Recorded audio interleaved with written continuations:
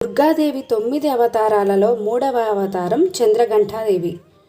భక్తులు ఈ అమ్మవారిని చంద్రఘంట, చండిక, రణచండి అని కూడా పిలుస్తారు. చంద్రఘంట అంటే అర్ధచంద్రాకారంతో గంట కలిగి ఉంటుంది అని అర్థం.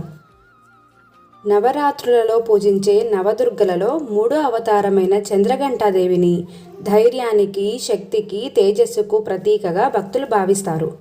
ఆమె తన తేజస్సుతో పూజించిన వారి పాపాలను, ఈతిబాధలను, రోగాలను, మానసిక రుగ్మతలను, భూత భయాలను దూరం చేస్తుంది. పురాణం ప్రకారం శివుడు పార్వతీదేవిని వివాహం చేసుకోవడానికి ఒప్పుకున్న తర్వాత ఆమె ఎంతో సంతోషిస్తుంది. పార్వతీదేవి తల్లిదండ్రులైన మేనకాదేవి, హిమవంతులు కూడా పెళ్లికి అంగీకరిస్తారు.